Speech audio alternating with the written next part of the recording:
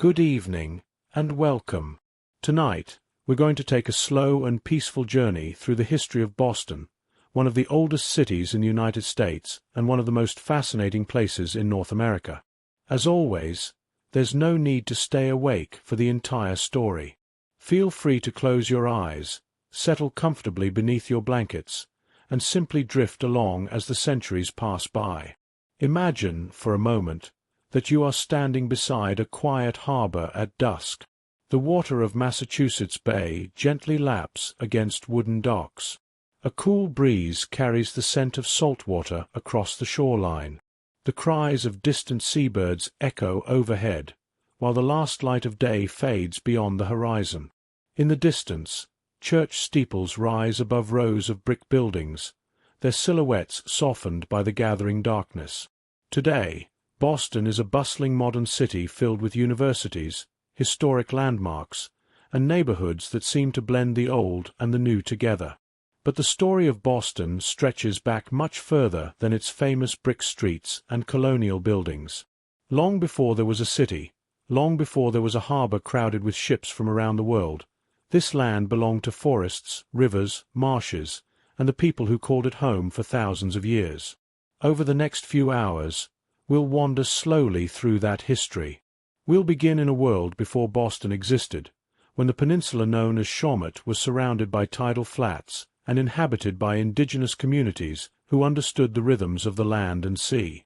We'll watch as English settlers arrive in the 17th century and establish a small town that few could have imagined would become one of the most influential cities in American history. We'll stroll through muddy colonial streets where merchants unload cargo from distant ports and neighbors gather to exchange news. We'll listen to the sounds of shipyards along the waterfront and observe the steady growth of a community that quickly became one of the busiest centers of trade in the Atlantic world. As the years pass, we'll witness Boston's transformation from a modest colonial settlement into a thriving city. We'll encounter sailors, shopkeepers, teachers, craftsmen, immigrants, and countless ordinary people whose daily lives shaped the character of the city. While famous events and famous names may occasionally cross our path, our focus will remain on the quieter side of history, the routines, habits, and everyday experiences that often reveal the most about the past. We'll wander through neighborhoods that no longer exist and stand on hills that were later leveled to create new land. We'll watch as entire sections of the harbor are filled in, transforming the shape of the city itself. We'll explore the elegant streets of Beacon Hill, the grand avenues of Back Bay, and the crowded immigrant neighborhoods that brought new cultures, languages, and traditions to Boston's growing population. Along the way, we'll discover how geography influenced the city's development. Boston began as a surprisingly small peninsula connected to the mainland by a narrow strip of land. The city many people know today is, in many ways, a place that was literally built from the sea. Generations of residents reshaped the landscape, filling coves and marshes to create entirely new neighborhoods where water once flowed. We'll also spend time in the city's parks and public spaces, walk beside the Charles River, and visit the harbor that has always served as Boston's front door to the wider world. Through centuries of change, the water remained a constant presence, connecting Boston to distant shores and countless stories. One of the remarkable things about Boston is the way its history remains visible. In some cities, the past seems hidden beneath layers of modern development. In Boston, the past often waits around the next corner. A narrow street may follow a path first established centuries ago. A church bell may ring from a tower that has overlooked generations of change. A brick building may stand where ships once unloaded cargo from across the ocean. As we travel through time tonight, there's no need to remember every date or every detail. This is not a test, and there will be no quiz waiting at the end. Instead, think of this as a gentle evening walk through the centuries. Allow the story to unfold at its own pace. Let the names, places, and images drift by like ships moving slowly across a calm harbor. Perhaps you'll remain awake for the entire journey. Perhaps you'll only hear a few chapters before sleep arrives. Either way, the city will continue its story. The harbor tides will rise and fall. Ships will come and go. Neighborhoods will grow and change. Generations of Bostonians will live their lives, raise families, build homes, and leave their mark upon the city. And somewhere beyond the quiet waters of Massachusetts Bay, the first chapter of our story is waiting. So settle in, get comfortable, and let your mind drift back through the centuries. Our journey begins long before Boston was Boston, in a landscape of forests, rivers, and coastal waters, where the first peoples of Massachusetts Bay lived alongside the changing seasons and the rhythms of the natural world.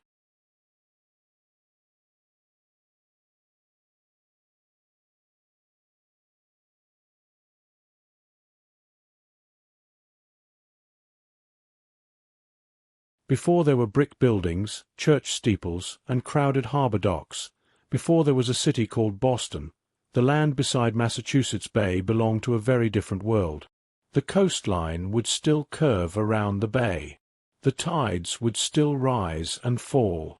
The winds would still carry the scent of salt water inland. Yet almost everything else would look different. Forests stretched across much of the region. Towering white pines, oaks, maples, and chestnut trees covered the hills. Marsh grasses swayed along the shoreline. Streams wound their way through the landscape before emptying into rivers and bays. Wildlife was abundant. Deer moved quietly through wooded areas.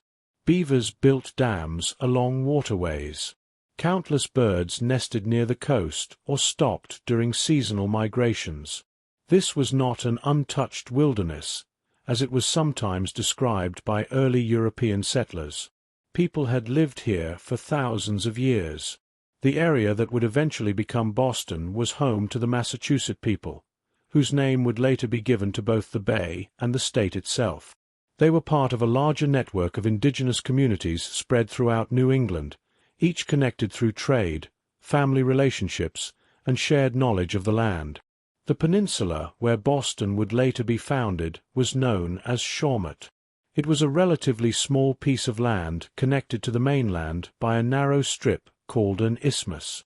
Surrounded on nearly all sides by water, Shawmut offered access to rich fishing grounds, shellfish beds, and transportation routes. For the people who lived there, the landscape provided nearly everything they needed. Life followed the rhythm of the seasons. In the spring, families planted crops in carefully maintained fields. Corn, beans, and squash were among the most important foods. These crops were often grown together using agricultural methods that had been refined over generations. The beans climbed the corn stalks, while squash vines spread across the ground, helping retain moisture and reduce weeds. As temperatures warmed, fishing became especially important. Rivers and streams filled with migrating fish. Communities harvested aloes, herring, and other species that returned each year in enormous numbers. Along the coast, shellfish could be gathered from tidal flats exposed by the retreating tide. Summer brought longer days and abundant resources. Canoes traveled waterways that served as natural highways connecting different communities. Trade flourished. Valuable goods such as furs, tools, food, and decorative items moved between villages, often passing through multiple regions before reaching their destinations. The waterways of New England connected people in ways that roads never could. Travel by canoe was often faster and easier than moving through dense forests. Rivers linked inland settlements to the coast, while the coastline itself provided access to distant communities. Long before maps showed cities and state borders, these routes formed a network of connection across the region. As autumn arrived, attention shifted toward harvesting and preparation. Crops were gathered and stored for winter. Nuts and berries were collected from forests. Deer and other game animals were hunted. Food preservation became essential. The success of these preparations would help determine how comfortably a family passed through the colder months ahead. Then came winter. Snow covered the landscape. Lakes and ponds froze. Travel became more difficult, though life certainly did not stop. Communities adapted to the changing season through knowledge accumulated over countless generations. Winter was often a time for storytelling, teaching, crafting tools, and strengthening social bonds. The changing seasons shaped every aspect of daily life. Yet despite these seasonal patterns, indigenous societies were neither isolated nor static. They were dynamic communities with sophisticated systems of governance, trade, diplomacy, and cultural traditions. Oral histories preserved knowledge across generations. Leaders guided communities through cooperation and consensus. Skilled craftspeople created tools, clothing, canoes, and works of art suited to local conditions. When European explorers first arrived along the northeastern coast, they entered a world that was already well established. The first encounters were limited and often sporadic. Fishing vessels from Europe occasionally appeared offshore. Explorers mapped coastlines and recorded observations. Small exchanges of goods sometimes occurred. Yet these early meetings represented only the beginning of much larger changes that would soon reshape the region. One of the most significant changes arrived invisibly. Diseases carried from Europe began reaching indigenous communities during the early 17th century. Illnesses such as smallpox spread through populations that had no prior exposure and therefore little immunity. Entire villages suffered devastating losses. Historians continue to debate exact numbers, but many communities experienced population declines on a tragic scale. The effects rippled throughout the region. By the time English settlers began arriving in greater numbers during the 1620s and 1630s, many indigenous communities were still recovering from these epidemics. To later newcomers, portions of the landscape may have appeared sparsely populated. But this impression was misleading. What they were seeing was not an empty land waiting to be settled. It was a region that had recently endured profound loss. Meanwhile, Shawmut remained a valuable place. Freshwater springs flowed from several hills on the peninsula, making it an attractive location for habitation. The surrounding harbor offered sheltered waters. Fish remained plentiful. The peninsula's position provided both resources and strategic advantages. Few people living there could have imagined how dramatically the area would change within just a few decades.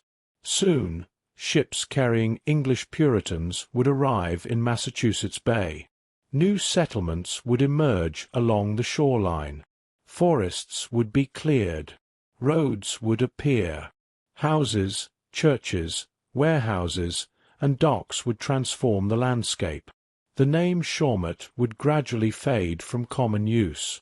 But before that city could rise, before merchants filled the harbor and church bells echoed across narrow streets, the land belonged to another chapter of history, one shaped by the people who knew these shores first, who understood the tides, the forests, the rivers, and the changing seasons of Massachusetts Bay. As the 17th century began, the shores of Massachusetts Bay remained largely unchanged from the world we visited in the previous chapter. Forests still covered the hills. Marshes stretched along the coastline. The peninsula known as Shawmut rose gently from the water, surrounded by tidal flats and connected to the mainland by a narrow strip of land. But far across the Atlantic Ocean, events were unfolding that would soon alter the future of this quiet corner of North America forever. To understand why English settlers came to Massachusetts Bay, we must first imagine life in England during the early 1600s. England was experiencing rapid change. Cities were growing. Trade was expanding. Religious disagreements divided communities and families. Many people believed the Church of England had not fully separated itself from older Catholic traditions. Among these critics was a group known as the Puritans. The Puritans sought to purify the church. They favored simpler forms of worship and believed society should be organized according to their religious principles. While many Puritans hoped to reform England from within, others grew increasingly frustrated with the pace of change. For some, the solution lay across the ocean. The New World promised land, resources, and the possibility of creating new settlements shaped by their own beliefs. Yet it also required crossing one of the largest oceans on Earth and beginning life in an unfamiliar environment. The voyage itself was no small undertaking. Yet despite these hardships, increasing numbers of settlers chose to make the journey. One of the most significant migrations occurred in 1630. That year, a fleet of ships carrying hundreds of Puritan settlers sailed from England under the leadership of a lawyer and religious leader named John Winthrop. The Massachusetts coastline was beautiful, but it could also be harsh. Winters were colder than many newcomers expected. Supplies were often limited. Housing needed to be constructed quickly. Food production required knowledge of local conditions. When the fleet arrived in New England, settlers initially established themselves in several locations around the bay. One of these was Charlestown, located just north of Shawmut. However, Charlestown presented difficulties. Reliable sources of fresh water proved limited. The settlement struggled to support its growing population. Meanwhile, across the water, Shawmut offered something especially valuable: natural freshwater springs. One of the most important was located on what would later become Beacon Hill. Fresh water may not sound particularly exciting to modern listeners. Today, we simply turn a faucet and expect clean water to appear. But in the 17th century, access to dependable freshwater sources could determine whether a settlement survived or failed. For the newcomers, Shawmut quickly became an attractive alternative.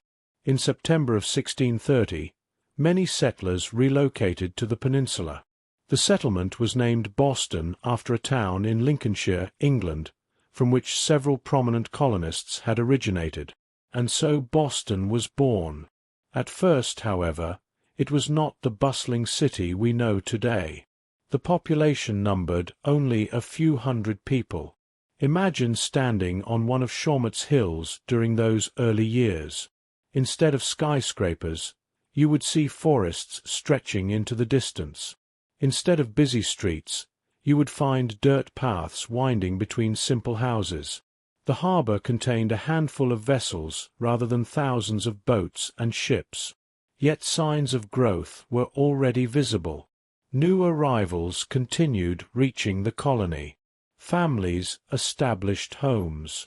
Fields were cleared for agriculture. Meeting houses were built for worship and community gatherings. Religion occupied a central place in everyday life. The Puritans believed strongly in the importance of faith and community. Church attendance was expected. Religious teachings influenced laws, education, and social customs. The meeting house often served not only as a place of worship, but also as a center of public life. Daily routines revolved around work, family responsibilities, and religious observance. Men frequently spent their days farming, fishing, building structures, or practicing trades. Women managed households, prepared meals, cared for children, produced clothing, and handled countless tasks essential to family survival. Life was rarely easy. Homes were modest and often crowded. Medical knowledge remained limited. Weather could damage crops or delay shipments.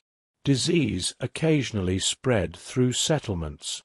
Even routine activities required significant physical labor. A simple task such as preparing dinner involved gathering firewood, maintaining a cooking fire, processing ingredients, and spending hours on work that modern appliances now complete in minutes. Yet many settlers viewed these hardships as part of a larger purpose. They believed they were building a permanent community. Over time, Boston's location offered important advantages. The harbor was deep and sheltered, making it suitable for ships. The peninsula provided natural defenses. Trade opportunities expanded as more settlements appeared throughout New England. Merchants began arriving. Craftsmen established workshops. Ships carried goods between Boston and other ports. Gradually, the small settlement developed into an important regional center. The relationship between English settlers and indigenous communities was complex and varied. Cooperation occurred at times through trade and diplomacy. At other times, misunderstandings, competition for resources, and differing worldviews created tensions. The newcomers depended heavily upon local knowledge during their early years, whether they fully acknowledged it or not.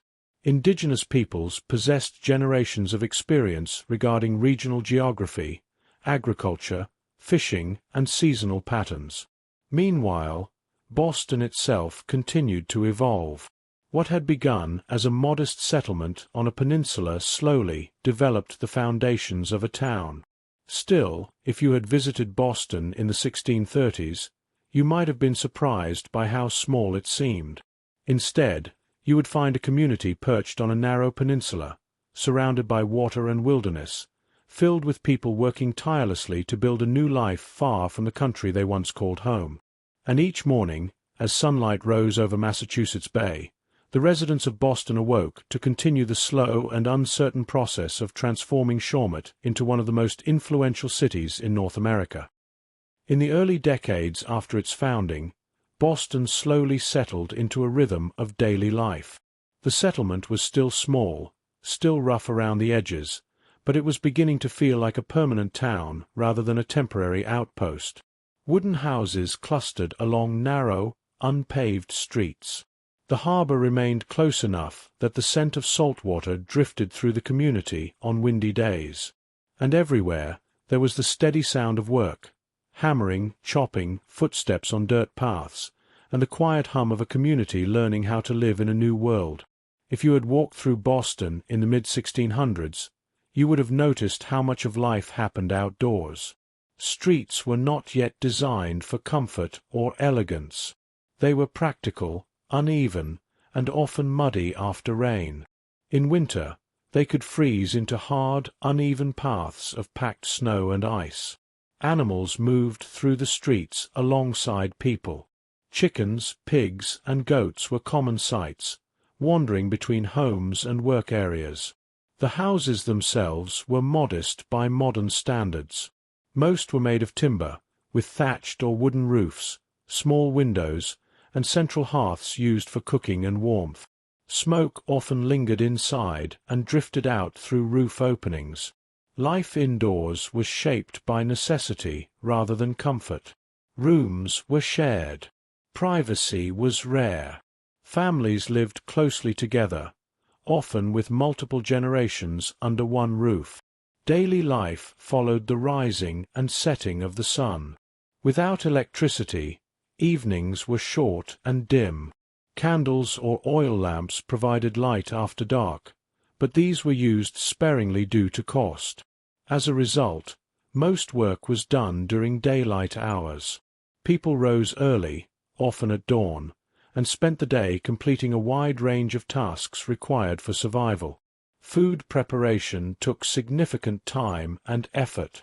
Meals were simple, shaped by what could be grown, hunted, or traded. Corn, beans, and squash remained important staples, along with fish from nearby waters and occasional meat from livestock. Bread was often baked at home. Preservation techniques like salting, drying, and smoking helped families store food through the winter months. Water had to be carried by hand from wells or springs. Laundry was a labor-intensive process involving boiling water, scrubbing, and drying clothes outdoors when weather allowed. Even clothing itself was handmade, often within the household. Sewing, spinning, and weaving were essential skills, especially for women and older children. Children were not separated from the world of work in the way they often are today. From a young age, they were expected to contribute to household tasks. They might help gather firewood, tend animals, assist with farming, or learn trades from their parents. Education existed, but it was limited and often tied closely to religious instruction. Reading the Bible was considered one of the most important skills a person could learn. At the center of community life stood the meeting house. This building was more than just a place of worship. It was a gathering space for the entire town. Here, sermons were delivered, town decisions were discussed, and community issues were addressed. The meeting house represented both spiritual and civic life, reflecting how closely intertwined religion and governance were in colonial Boston. Sundays were especially structured. Attendance at religious services was expected, and the day was observed with seriousness and restraint. For many residents, it was the most formal and organized part of the week. Outside of religious life, Boston was a town of trades and small businesses. Blacksmiths worked near open forges, shaping iron into tools, horseshoes, and hardware. Carpenters built homes, ships, and furniture. Bakers prepared bread. Butchers processed meat. Tailors repaired and made clothing. Along the waterfront, sailors and dockworkers loaded and unloaded ships carrying goods from other colonies and across the Atlantic. The harbor was central to everything. Even in its early years, Boston was deeply connected to maritime trade. Ships brought imported goods such as sugar, molasses, cloth, and manufactured items. In return, the colony exported fish, timber, and agricultural products.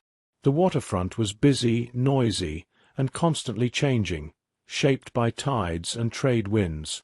Markets and informal exchanges took place throughout the town. People bartered goods, shared news, and exchanged services. Information traveled quickly through word of mouth. A new arrival, a ship from England, or a change in colonial policy could become known across town within hours. Despite the steady rhythm of daily life, Boston was not isolated from larger events. The town existed within a growing network of English colonies along the Atlantic coast. Decisions made in England affected life in New England. Laws, taxes, and political expectations often arrived by ship, sometimes causing tension between colonists and authorities overseas. At the same time, the population of Boston was gradually increasing. New settlers arrived from England and other parts of Europe. The town slowly expanded beyond its original footprint. Streets became more defined, and additional buildings were constructed as space allowed. Still, growth was constrained by geography. The peninsula limited how far the settlement could spread. Water surrounded Boston on nearly all sides, shaping its development in ways that would remain important for centuries. Expansion required careful planning, and over time, even the shoreline itself would begin to change as land was filled in to create more space. But in these early decades, Boston remained relatively small. It was a place where nearly everyone knew each other, or at least knew of each other. News traveled quickly. Reputation mattered. Community expectations were strong, and social life was closely tied to shared values and public behavior. Life could be demanding, but it was also structured and familiar. Each day followed patterns shaped by work, faith, family, and the changing seasons. There was comfort in routine, even when conditions were difficult. Over time, these routines created the foundation for a city that would grow far beyond what its earliest residents could have imagined. As the sun set over the harbor each evening, smoke from chimneys drifted into the cool air. The streets grew quieter. Lamps were lit. Families gathered indoors. And Boston, still a young settlement, settled into another night along the edge of Massachusetts Bay, preparing for whatever the next day might bring. By the middle of the 17th century, Boston was no longer just a small inland settlement struggling to survive. It had become something more connected, more outward-facing. The town's true identity was beginning to take shape not only on its streets and hills, but on the water beyond it. The harbor had always been there, of course. Massachusetts Bay was not new. But now it mattered in a different way. It was no longer just a backdrop to daily life. It was a gateway. If you stood along the shoreline during this period, you would see a steady movement of ships arriving and departing. Some were small coastal vessels traveling between nearby colonies. Others were larger ships that had crossed the Atlantic Ocean, carrying goods, letters, and people from distant ports in England and beyond. These ships tied Boston to a much larger world. The ocean, which once felt like a barrier, had become a connection. At the heart of this connection was trade. Boston merchants began to build a network of exchange that stretched far beyond New England. From the Caribbean came sugar and molasses. From Europe came textiles, tools, glass, and manufactured goods. From other colonies came raw materials such as timber, fish, and furs. In return, Boston sent out its own products. Dried fish, especially cod, became one of the most important exports. Timber from New England forests helped build ships and houses abroad. Whale products, agricultural goods, and other regional resources also flowed outward across the Atlantic. None of this movement happened quickly. Every shipment required careful planning, loading, and waiting for favorable winds and tides. Ships could spend weeks or even months at sea, depending on weather and route. Yet despite the slow pace, the system worked steadily, building Boston's place within a growing Atlantic economy. The waterfront was the center of all of this activity. Docks extended into the harbor. Warehouses stored barrels, crates, and salted goods. Rope walks stretched long distances where rope was carefully twisted by hand. Sailors moved constantly between ships, taverns, and boarding houses. The air was filled with the sounds of wood creaking, water lapping against hulls, and the calls of workers unloading cargo. It was a place of constant motion, but also routine. Each day followed the tides. One tide brought ships in. Another carried them out. For many residents, the harbor was also a place of opportunity. Young men often found work aboard ships or in dockside labor. Merchants built fortunes based on trade connections. Even small shopkeepers and artisans benefited from the flow of goods passing through the port. But life connected to the sea was not easy. Sailors faced long journeys, uncertain pay, and dangerous conditions. Storms could damage or sink ships. Illness spread quickly in cramped quarters. Time away from home could stretch for months or years. Even those who never left land depended heavily on the risks taken by others across the ocean. Boston itself was shaped by this maritime world in subtle ways. The goods that arrived in the harbor influenced what people wore, ate, and used in daily life. Imported fabrics became part of clothing. Sugar and molasses changed cooking and baking. Metal tools improved construction and farming. Even architectural styles were influenced by materials and ideas carried across the Atlantic. The town's economy began to expand in complexity. Merchants became some of the most influential figures in Boston. They coordinated shipments, extended credit, and maintained relationships with trading partners across great distances. Their work required trust, communication, and careful record-keeping, often relying on handwritten letters that traveled slowly between continents. At the same time, Boston remained deeply connected to its surrounding region. The city depended on nearby farms and rural communities for food and supplies. Coastal villages provided additional fish and maritime labor. Inland settlements supplied timber, livestock, and agricultural goods. The harbor was the meeting point where all these regions came together. This web of connections meant that Boston was never truly isolated, even in its earliest centuries. It was part of something larger, the Atlantic world, a world shaped by ocean routes linking Europe, Africa, the Caribbean, and the Americas, a world where goods, people, ideas, and sometimes conflicts moved across vast distances, slowly but constantly reshaping societies on every shore. Within this system, Boston was still small, but it was growing in importance. Its deep harbor made it one of the more reliable ports in New England. Its location gave it access to both northern and southern trade routes. Its population, though modest, was active and increasingly experienced in maritime commerce. As trade expanded, so did the rhythm of life in the city. Ship arrivals became moments of attention. People gathered to see what cargo had come in.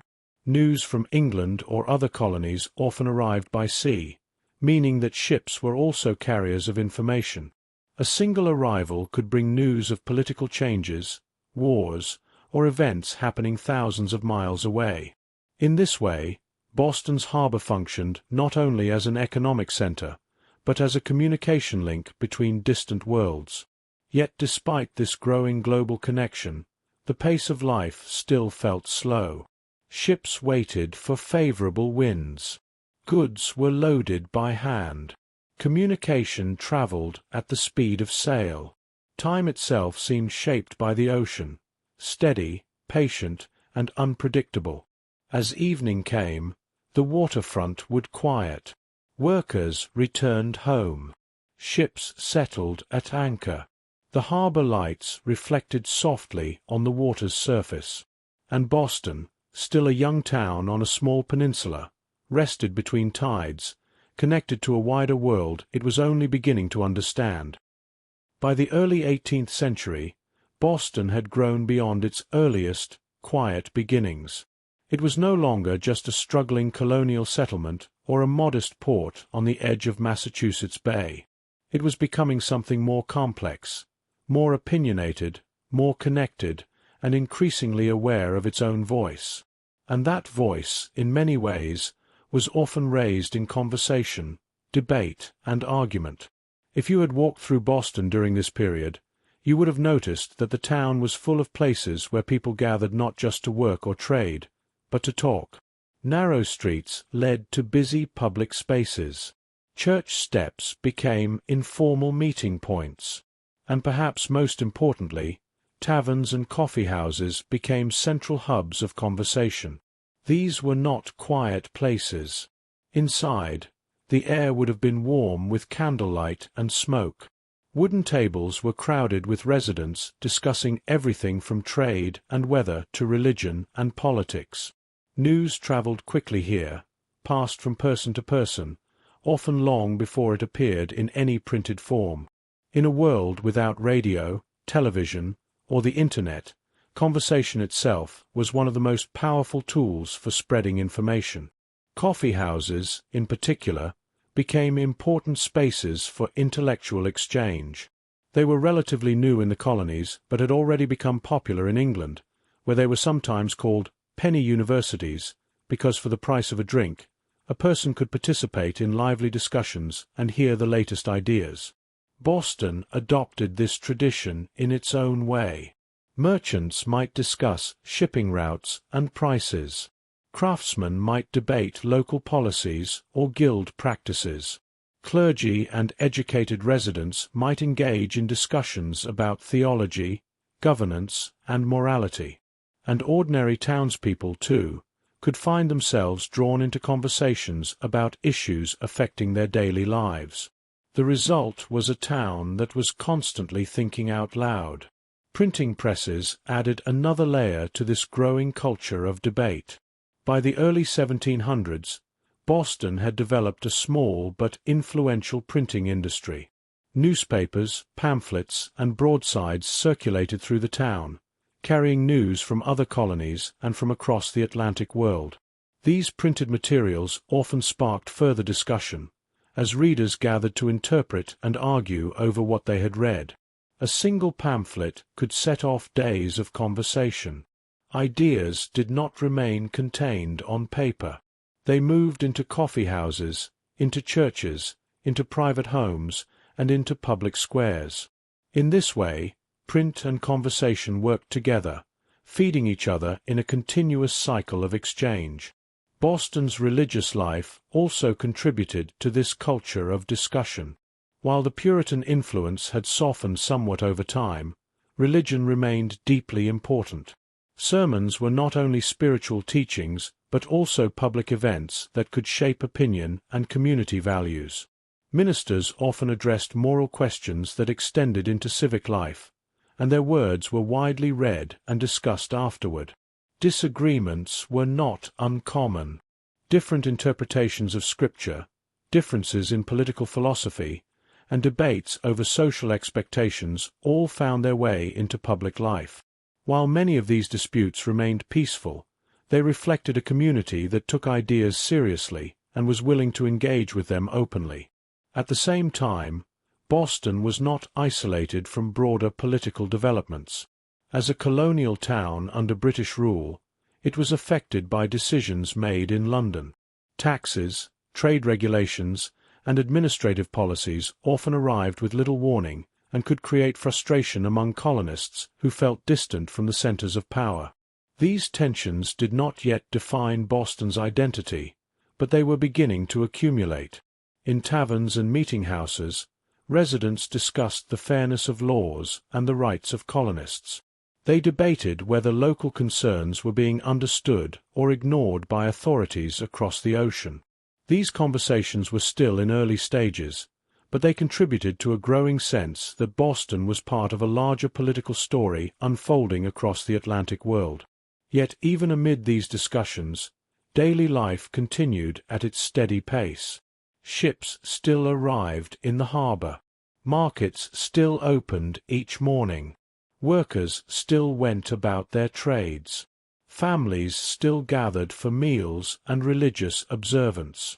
The rhythm of life remained grounded in routine, even as ideas swirled more freely through public spaces. One of the most important features of Boston during this time was how closely connected public and private life were. A conversation in a tavern might influence a decision in town governance. A sermon delivered on Sunday might be discussed throughout the week in homes and workplaces. A printed pamphlet might shift opinions across an entire neighborhood. There was a sense that ideas mattered, that words spoken or written could shape the direction of the community. This gave Boston a distinctive character among colonial towns. It was not the largest settlement, nor the richest, but it was one of the most intellectually active. Its residents were engaged in constant interpretation of their world, whether through religion, commerce, or politics. Even disagreements, though sometimes heated, reflected a shared investment in the life of the town. As evening fell, coffee houses and taverns would gradually quiet. Candles would burn lower. Conversations would slow. People would return to their homes along narrow streets, carrying with them the thoughts and debates of the day. Outside, the harbor remained calm, reflecting the lights of the town in shifting patterns across the water. Boston slept, but only for a time, because the next day would bring new ships, new news, new arguments, and new ideas to discuss. By the middle of the 18th century, Boston had become a town full of energy, conversation, and growing uncertainty. Life still followed familiar rhythms: work, church, trade, and family, but beneath that routine surface, something was beginning to shift. It did not announce itself all at once. Instead, it appeared slowly, like a change in the wind over the harbor. If you had been living in Boston during these years, you might not have been able to point to a single moment when everything changed. But you would have noticed small differences. Conversations in taverns grew more serious. Printed pamphlets circulated more widely. Arguments about laws and taxes lasted longer and felt more personal. The town was still under British rule, but the relationship was becoming more complicated. And as always in Boston, those complications were discussed everywhere people gathered. In taverns, the warm glow of candlelight illuminated crowded rooms filled with voices. Mugs were set down on wooden tables as merchants, laborers, and sailors debated news from across the Atlantic. In meeting houses, sermons sometimes carried messages that extended beyond spiritual life, touching on questions of liberty, responsibility, and authority. Even ordinary errands could turn into conversations about politics. At the heart of many of these tensions was a simple but powerful question: how should a distant empire govern a growing community thousands of miles away? For residents of Boston, this was not an abstract issue. It shaped daily life. Taxes affected trade. Regulations influenced work. Decisions made in London arrived slowly, but they arrived with force. Printed materials helped spread these ideas even further. Pamphlets and newspapers moved through the town, often read aloud in groups or discussed in homes and shops. A single article could be passed from hand to hand, each reader adding their own interpretation. In this way, information was not just consumed, it was shared, debated, and reshaped. As tensions increased, Boston also experienced moments that would later be remembered as part of a larger story leading toward revolution. One of these was a confrontation that occurred in 1770, when a conflict between British soldiers and local residents turned deadly in the streets of the town. This event, later known as the Boston Massacre, did not happen in isolation. It was the result of rising frustration, misunderstanding, and the close, often uneasy presence of British troops stationed in the city. On that cold evening, voices rose in the streets. Crowds gathered. Soldiers responded. In the confusion, shots were fired. Several colonists were killed. News of the event spread quickly, not just through official reports, but through conversation, rumor, and printed accounts that circulated throughout Boston and beyond. Each version of the story added new details, shaping how people understood what had happened. In the days and weeks that followed, the town became filled with discussion. What had caused the confrontation? Who was responsible? How should it be remembered? These questions did not have simple answers, and different groups offered different interpretations. For many residents, the event became a symbol of growing tension between colonial communities and British authority. For others, it was a tragedy shaped by fear and confusion in a crowded urban environment. But for everyone in Boston, it was impossible to ignore. Just a few years later, another event would take place that would also become part of this unfolding story. In 1773, colonial resistance to taxation policies reached a dramatic moment when a group of protesters boarded ships in Boston Harbor and destroyed a large shipment of tea. The tea had been sent by the East India Company, and the act was meant as a protest against laws seen as unfair. That night, under cover of darkness, crates of tea were thrown into the harbor. The water absorbed the cargo silently. By morning, the harbor looked as it always had, but the meaning of what had happened lingered in the air. This event, later known as the Boston Tea Party, became another turning point in the growing conflict between the colonies and Britain. Yet even as these famous events unfolded, daily life in Boston continued. Ships still arrived in the harbor. Markets still opened. Families still worked, cooked, studied, and attended church. Children still played in the streets. The town did not stop, even as history seemed to accelerate around it. This dual reality, ordinary life alongside extraordinary events, was part of what made this period so distinctive. People were not living only in the moment of revolution. They were also living in a working town, with routines, responsibilities, and concerns that remained familiar despite the growing political tension. Boston itself was still physically much the same as it had been for generations. Narrow streets, wooden buildings, a harbor filled with ships moving in and out with the tides. But emotionally, the town felt different. Conversations carried more weight. Words mattered more than they once had. Opinions began to feel like positions in a larger unfolding story. And yet, even here, there was no sudden break from the past. The changes were gradual, layered, and deeply human. People adapted as they went, trying to understand a world that was slowly becoming more uncertain. As evening returned to the city each day, lanterns flickered in windows and along streets. The harbor reflected scattered points of light across its surface. The sounds of conversation faded into quieter rooms. Boston rested, but lightly, as if aware that something larger was approaching, even if it could not yet see its full shape. When the long conflict with Britain finally came to an end, Boston found itself standing at the edge of something entirely new.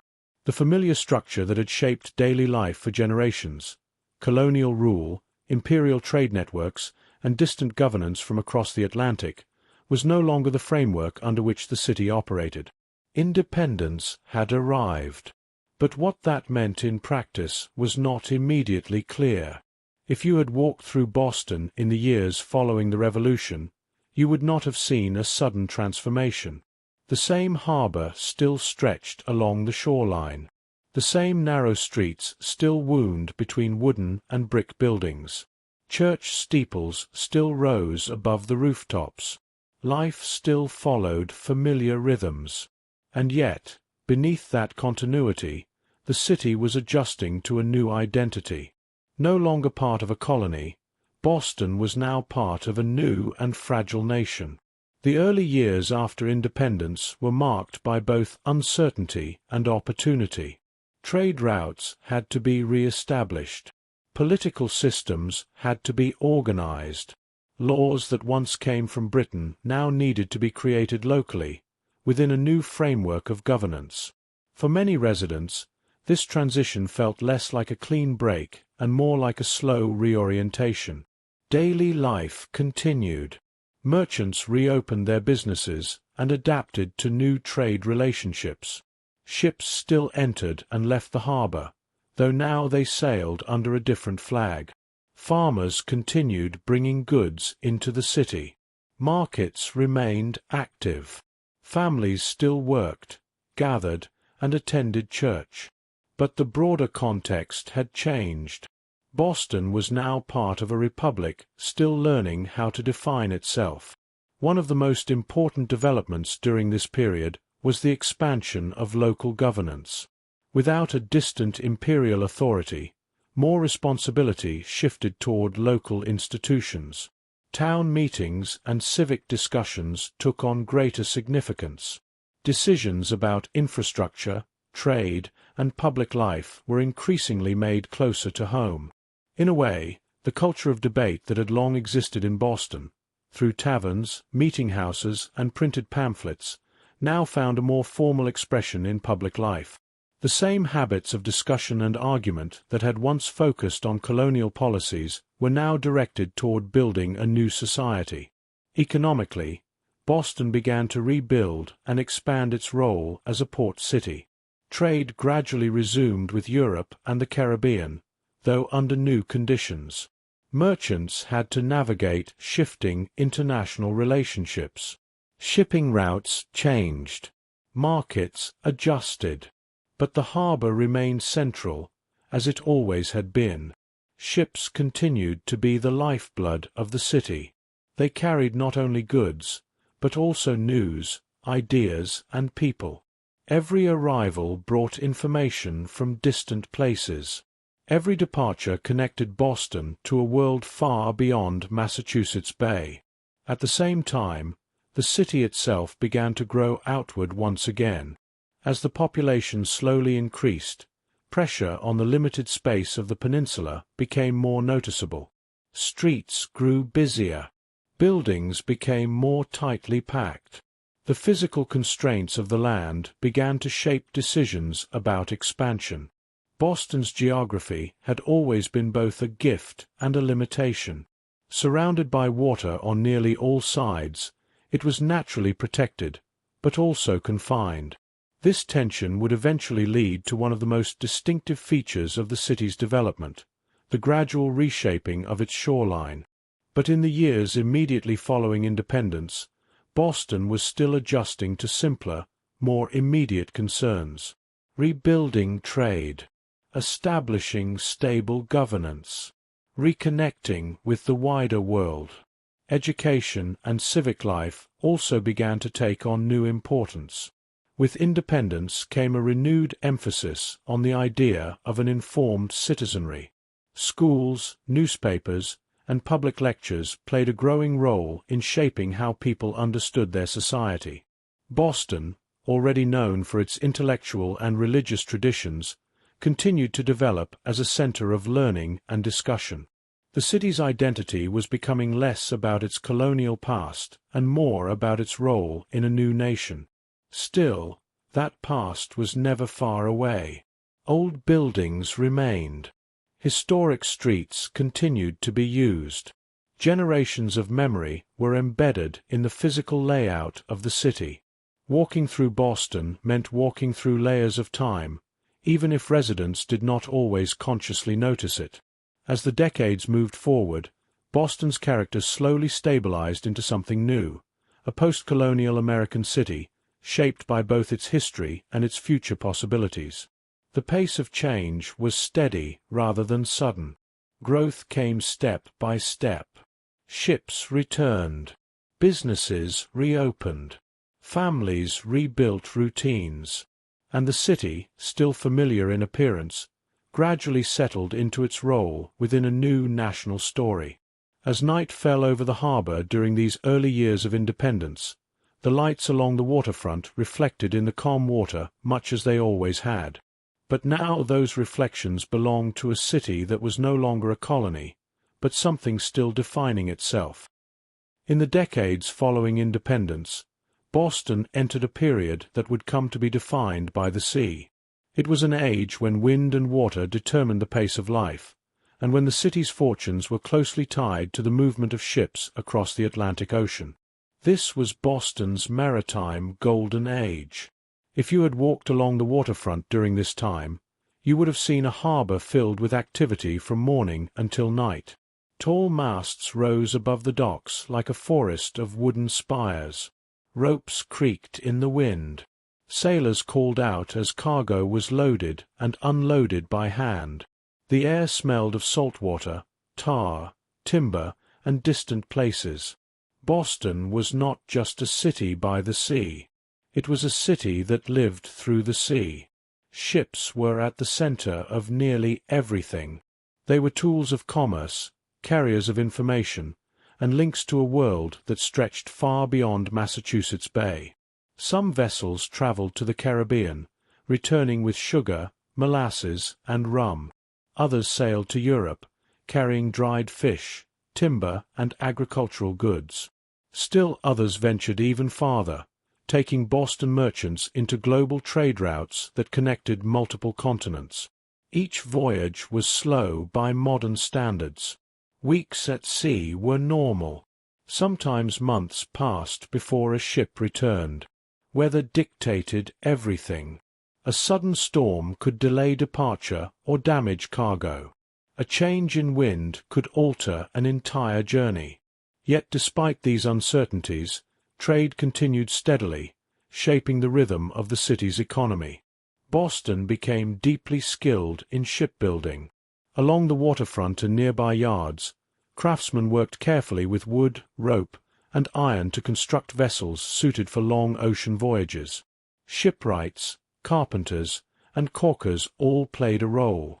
Each ship represented months of labor and a significant investment of resources and trust. These ships were not just transportation.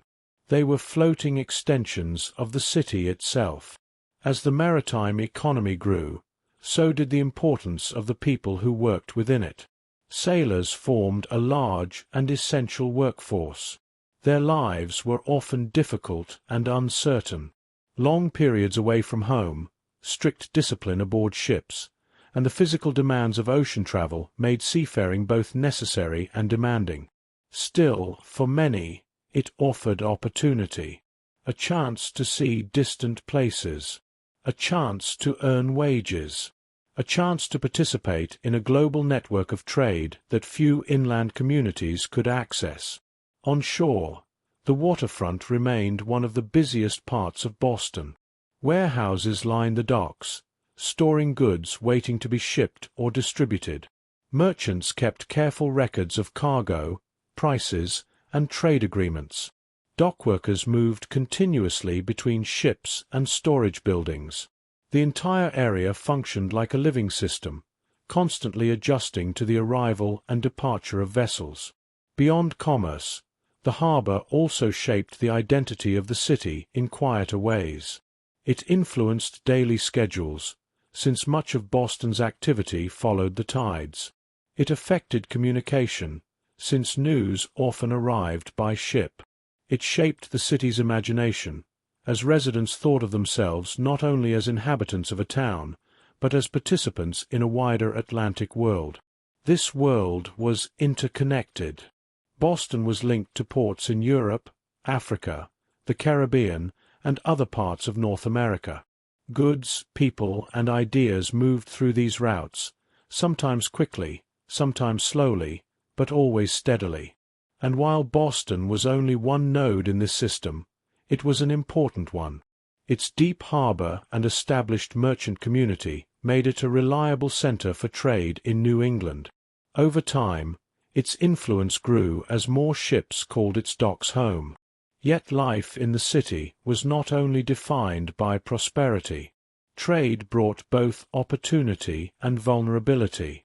Economic downturns in distant markets could affect local merchants. Wars in Europe could disrupt shipping routes.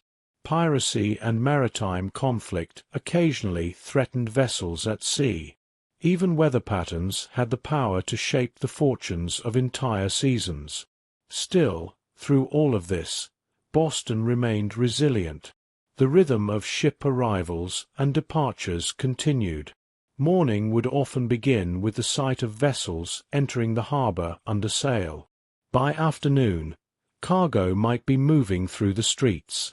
By evening, ships would rest at anchor, their silhouettes dark against the fading light. The harbor itself was never still. It was always changing, always moving, always reflecting the life of the city. On land, Boston expanded in subtle ways during this period. New streets were laid out. Older areas became more densely built. The edges of the shoreline began to shift as human activity slowly reshaped the natural geography. Over time, the boundary between land and water would become less fixed, setting the stage for future transformations of the city's landscape. But in this maritime age, the sea remained dominant. It defined Boston's economy, its daily routines, and its sense of place in the world. As night fell over the harbor, the sounds of labor gradually faded. Ships rested at anchor, their rigging moving gently in the wind. Lanterns flickered along the waterfront, and the city settled into a quiet moment between voyages, waiting for the next tide to bring movement once again. By the time Boston entered the 19th century, the city had begun to encounter a problem that was both simple and unavoidable. There was only so much land. Boston had been built on a small peninsula, surrounded by the waters of Massachusetts Bay. For generations, that geography had shaped everything, where people lived, where ships docked, how streets formed, and how the city expanded. But as the population slowly grew and commerce increased, the original footprint of the city began to feel smaller and more crowded. The water, once only a boundary, started to feel like an obstacle. And so, Boston did something remarkable. It began to change its own shape. At first, the process was subtle. Small adjustments along the shoreline, slight extensions of wharves into the harbor, Simple efforts to create more usable space for docks and warehouses.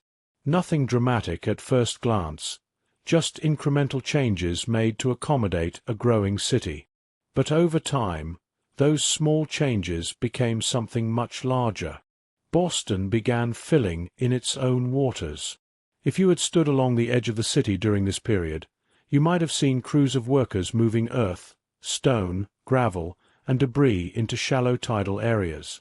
Wooden structures called cofferdams helped contain sections of water, while land was gradually created within them.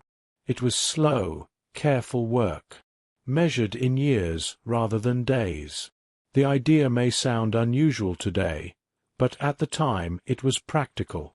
Boston needed space, and the surrounding water, especially the shallow coves and tidal flats, provided an opportunity. One of the earliest and most significant transformations occurred along the shoreline that would eventually become part of downtown and the surrounding districts. Areas that had once been marshland or open water were gradually turned into solid ground. Streets were extended outward. New building lots were created where boats had once floated. The city was, quite literally, expanding itself into the sea. This process was not the work of a single moment or a single generation. It unfolded slowly, over decades. Each project added a small piece of land. Each addition made the next expansion easier. Step by step, the shape of Boston began to change. What had once been a narrow peninsula was becoming a broader, more complex city. And yet, the water never disappeared. It remained present everywhere. Harbor channels still cut between docks. Tides still rose and fell against the edges of the newly created land. In many places, the boundary between old shoreline and new ground was almost invisible, especially as streets and buildings grew over it. Beneath the surface, though, the city's history remained layered. In some parts of Boston, what appears today as solid ground was once open water. In other areas, streets trace the outlines of former coves or marshes. The city became a kind of quiet archive of its own transformation, even if most people walking above it would never notice. As land increased, so did opportunity. New neighborhoods began to emerge in areas that had previously been unusable. Commercial districts expanded closer to the waterfront. Warehouses, markets, and workshops filled newly created space. The economy adapted quickly to the growing physical footprint of the city. But expansion also brought challenges. Building on reclaimed land required constant maintenance and engineering. Soil could settle unevenly over time. Foundations had to be carefully constructed to remain stable. The relationship between land and water remained delicate, even as the city pushed further outward. Meanwhile, the harbor continued to play its central role. Ships still arrived daily. Cargo still moved through the waterfront. Trade still connected Boston to distant regions across the Atlantic world. But now, the infrastructure supporting that trade was larger, more organized, and more spread out across newly created districts. The harbor itself had become more structured as well. Wharves extended farther into the water than they once had. Channels were more clearly defined. The edge of the city was no longer a simple line, but a complex meeting point between land and sea. And through all of this, Boston was still recognizable, but changing. A visitor from earlier centuries might have struggled to understand how much the landscape had shifted. Streets that once ended at the water's edge now continued outward. Places that had once been shoreline were now filled with buildings, activity, and life. The city had grown not only upward and outward, but also outward into its own environment. By the end of this period of expansion, Boston had fundamentally redefined its geography. It was no longer just a small peninsula connected to the mainland by a narrow strip of land. It had become a city partially built upon itself, layered, extended, and reshaped by human effort over time. And yet, despite all of this change, the rhythm of life remained steady. Morning light still fell across the harbor. Ships still arrived with the tide. Workers still moved through the streets carrying goods, tools, and news. And as evening came, the waters that had been partially replaced by land reflected the lights of a growing city that had learned how to reshape its own edge. As Boston continued to grow through the 19th century, the city began to change in ways that were not only functional, but also intentional. Streets were no longer just paths that emerged from necessity. Neighborhoods were increasingly shaped by planning, design, and a desire to create order within the growing urban landscape. Out of this shift came some of Boston's most recognizable areas, Beacon Hill and later Back Bay. These neighborhoods represent two different moments in the city's evolution, yet both reflect a broader transformation, from a rough colonial settlement into a more structured and elegant American city. Beacon Hill, located just above the older parts of downtown, became one of the earliest examples of refined urban living in Boston. If you had walked through Beacon Hill in the early 1800s, you would have noticed a quiet contrast compared to the busier waterfront districts. Streets were narrower and more orderly. Brick row houses lined the roads in uniform patterns. Gas lamps, when they appeared later in the century, cast a soft glow over sidewalks at night. It was a neighborhood that felt deliberate. Wealthier residents began to move into Beacon Hill as Boston's merchant economy expanded. These homes were not large estates, but rather closely built townhouses, often 3 or 4 stories tall, sharing walls and forming continuous rows along the streets. Inside, however, life was more spacious than the exterior might suggest. High ceilings, carefully furnished rooms, and organized household routines reflected a growing middle and upper class that valued stability, education, and social refinement. Servants often worked within these homes, maintaining daily operations while families focused on business, education, and civic life. Beacon Hill became associated with a certain kind of Boston identity, quiet, structured, and rooted in tradition. At the same time, the city was undergoing a much larger transformation just beyond its original shoreline. Back Bay tells a very different story.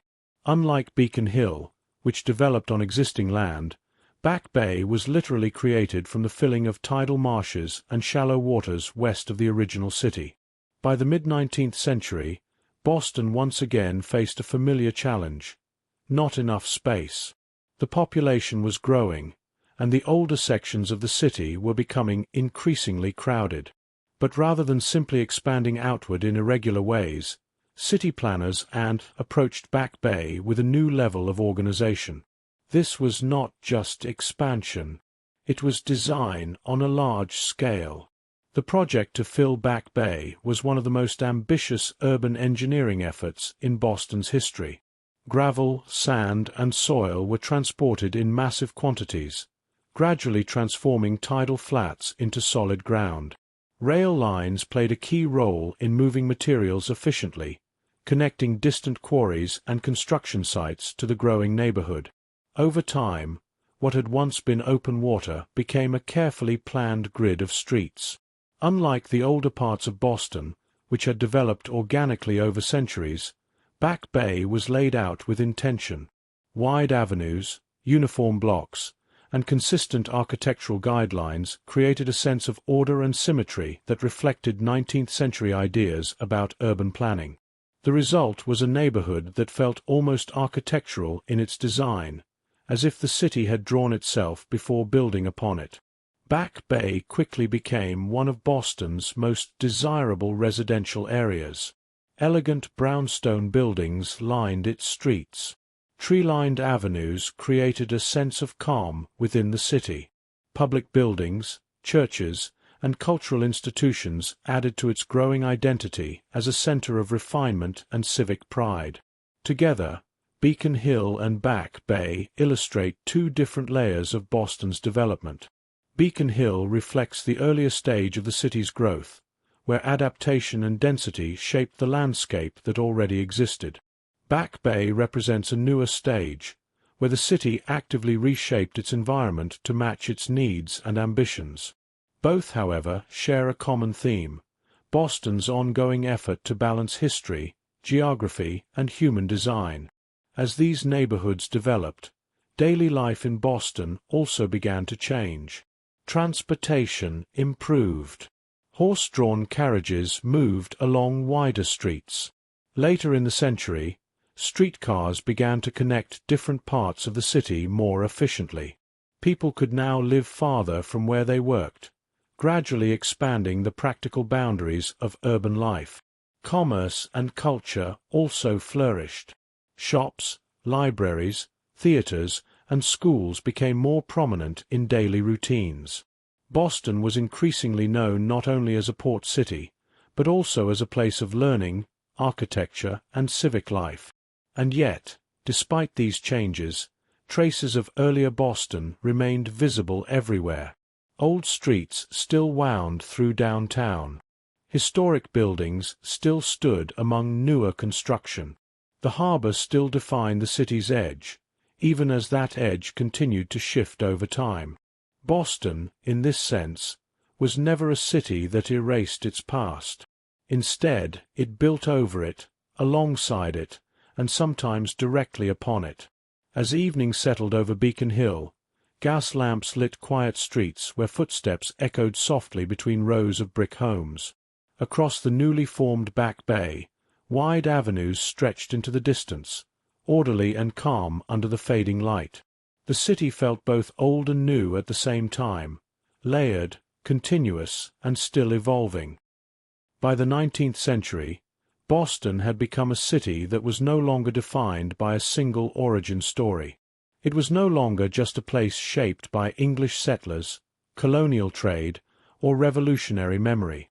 It was becoming something broader, more layered, and more diverse. It was becoming an immigrant city. The changes did not happen all at once. They unfolded gradually, as waves of people arrived from different parts of the world, each carrying their own languages, traditions, and hopes for a new life. Among the most significant early arrivals were Irish immigrants. Many came during the mid-1800s, driven by hardship, including famine, poverty, and limited opportunities at home. The journey across the Atlantic was long and uncertain, often taken in crowded ships under difficult conditions. Yet Boston, with its busy port and growing industries, offered the possibility of work and survival. When they arrived, many immigrants found a city that was already expanding but still uneven in opportunity. Work was often physically demanding. Construction projects, dock labor, railroads, and domestic service became common forms of employment. These jobs were not easy, but they provided a foothold in the city. Over time, Irish communities formed in neighborhoods throughout Boston. Churches, schools, and social organizations became important centers of daily life. Language, customs, and shared experience helped create a sense of belonging in a new and unfamiliar place. But they were not the only group shaping this transformation. In later decades, immigrants from Italy, Eastern Europe, and other regions also began to arrive. Each group brought its own culture, foods, and traditions, gradually adding new layers to the city's identity. Boston's neighborhoods reflected this growing diversity. Some areas became closely associated with specific immigrant communities. Streets filled with shops, bakeries, and small businesses that reflected familiar tastes and customs from home. Markets carried ingredients that connected residents to distant countries, while local festivals and religious celebrations added color and rhythm to city life. The city was changing not only in population, but in character. Language could be heard in many accents. Churches and places of worship reflected different traditions. Music, food, and daily customs became more varied and visible in public life. Yet even as Boston became more diverse, It also remained a place where communities often lived closely together, shaping strong neighborhood identities. Immigrant life in Boston was not always easy. Housing could be crowded. Work was often unstable or physically demanding. Social tensions sometimes arose between different groups, especially in times of economic difficulty. New arrivals often faced challenges in adapting to unfamiliar systems, laws, and cultural expectations. But over time, many communities established stability. Families grew. Children attended local schools. Businesses were opened and passed down through generations. Gradually, immigrant communities became deeply woven into the city's fabric. Boston's economy also depended heavily on this labor force. As the city expanded into industrialization, factories, railroads, and shipping industries required large numbers of workers. Immigrants played a central role in this development, helping to build and maintain the infrastructure that supported Boston's growth. The physical city itself was also changing during this period. New housing developments expanded into previously undeveloped areas. Transportation systems, including horse-drawn streetcars and later electrified lines, connected neighborhoods more efficiently. This allowed immigrant communities to settle in distinct areas while still maintaining access to jobs and commerce. At the same time, Boston's older institutions continued to evolve. Schools expanded. Libraries grew. Civic organizations adapted to a more diverse population. The city's identity as a place of learning and public discussion continued, even as the voices participating in that conversation became more varied. This blending of old and new created a complex urban landscape. On one street, you might hear English spoken in a formal New England accent. On another, you might hear Irish Gaelic, Italian dialects, or Eastern European languages. Churches with different architectural styles stood not far from one another. Shops carried both traditional New England goods and imported items from across the Atlantic.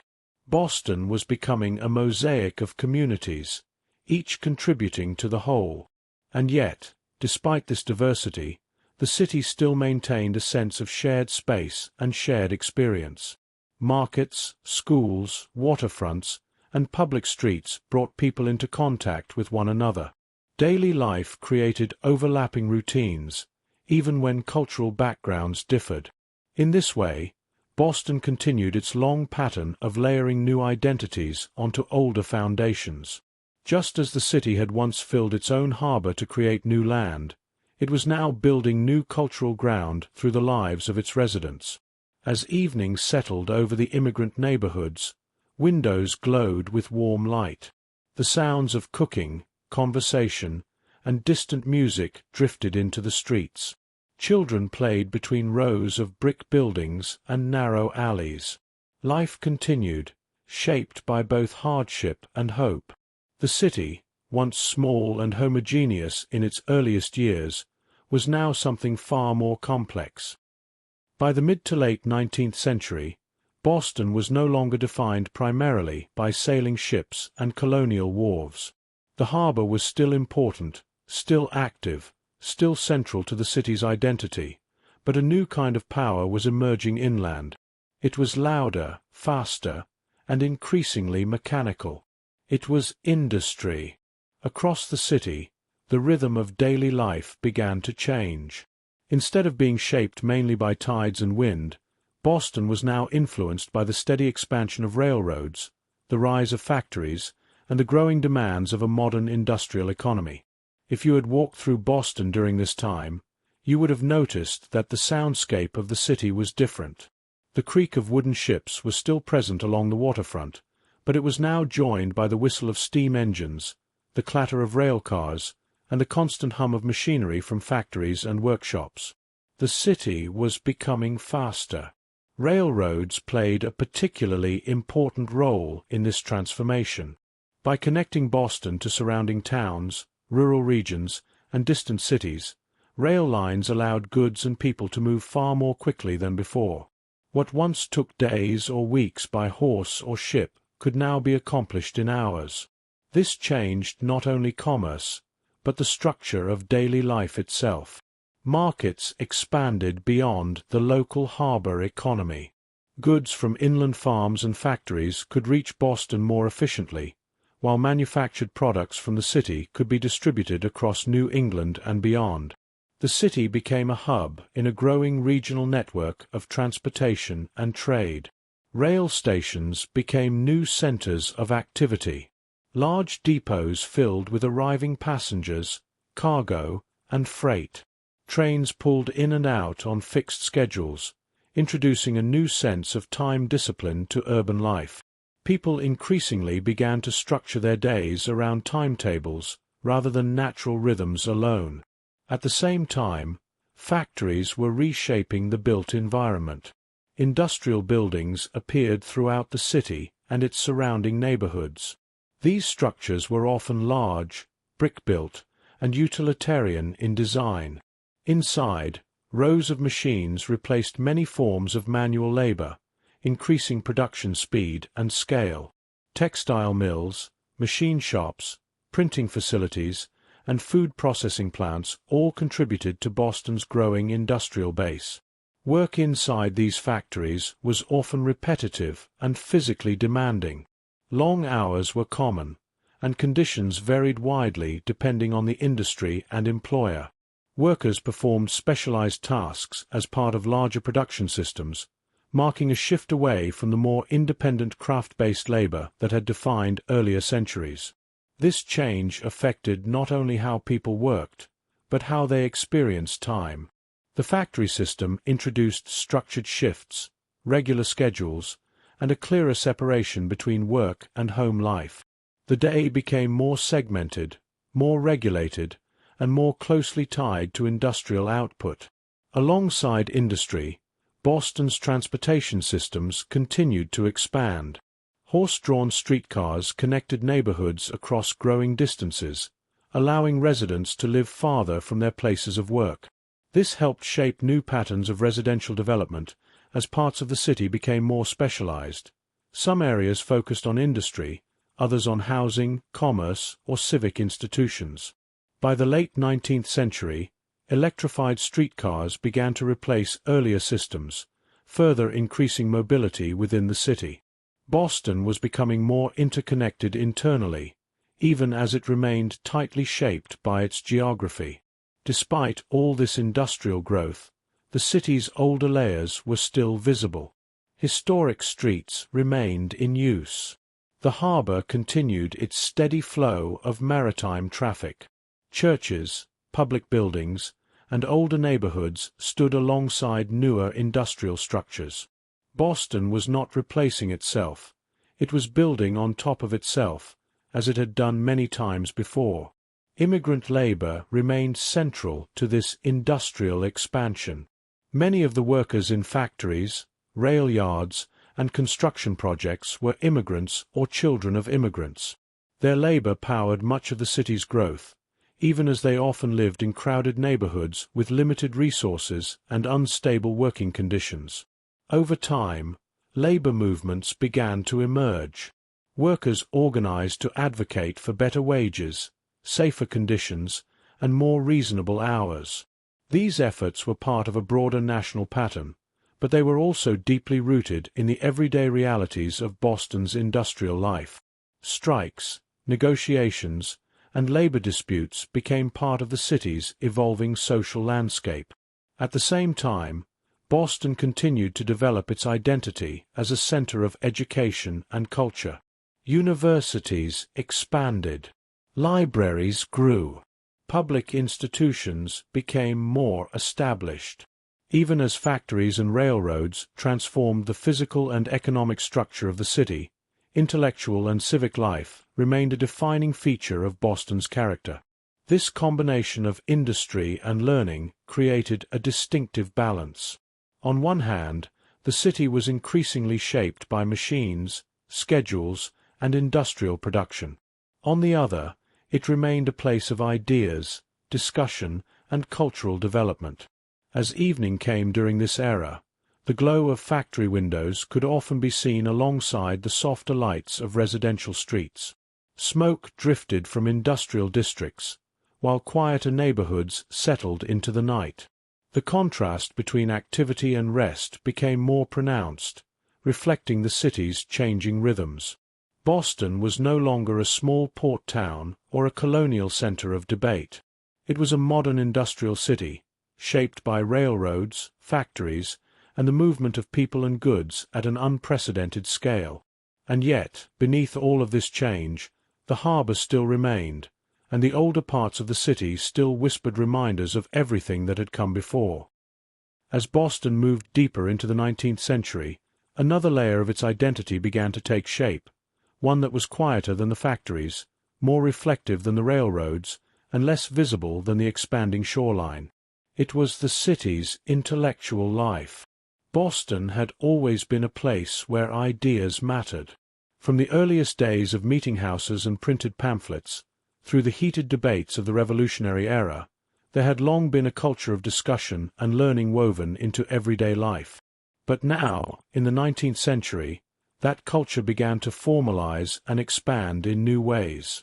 Schools grew more established. Libraries became more accessible. Universities expanded their influence. And writers, thinkers, and lecturers found in Boston a receptive audience for ideas that extended far beyond the boundaries of the city itself. One of the most important institutions in this transformation was Harvard College, located just across the river in Cambridge. Harvard University had been founded long before this period, but in the 19th century it grew into a central force in American intellectual life. Students came from across the country to study law, medicine, theology, and the liberal arts. The campus became a place where academic traditions and new ideas often met and blended. At the same time, Boston itself developed its own network of schools, public lectures, and cultural societies. Education was increasingly seen not just as a private pursuit, but as a civic one, something that shaped both individuals and the broader community. Libraries played a growing role in this world. Reading rooms offered access to books, newspapers, and journals. For many residents, these spaces provided one of the few opportunities to engage deeply with literature, science, and current events. A quiet afternoon in a library became part of the rhythm of city life, just as much as a visit to a market or a walk along the harbor.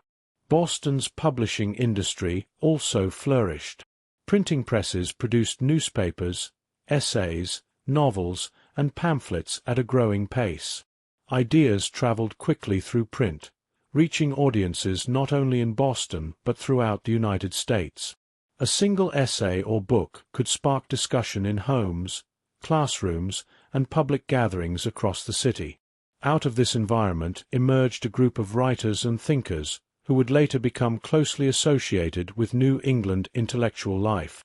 Among them was Ralph Waldo Emerson, whose lectures and writings encouraged individuals to think independently and to seek meaning in nature, experience, and personal reflection.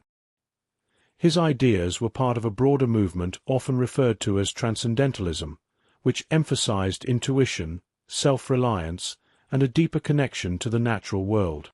Alongside Emerson's influence, other writers and thinkers contributed to the cultural landscape of the region, exploring questions of identity, morality, and society in ways that resonated far beyond Boston itself.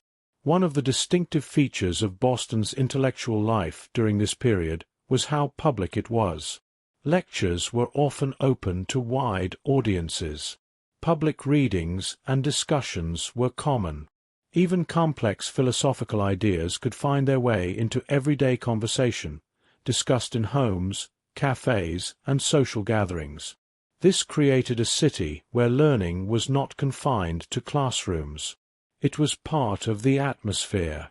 You could walk through Boston and feel, in a subtle way, that ideas were present in the environment, not in a loud or obvious sense, but in the quiet density of books, institutions, and conversations happening all around. The university world, the publishing world, and the civic world were closely connected. Students attended lectures that were later published and read by a wider audience. Writers drew inspiration from the city's history and culture. Public figures moved between academic, political, and social roles with relative ease. Boston became known as a place where thought and discussion were taken seriously. At the same time, this intellectual identity existed alongside the industrial and immigrant realities of the city. Factories still operated. Railroads still moved goods and people. Neighborhoods still grew and changed. Immigrant communities continued to build their lives in crowded and evolving urban spaces.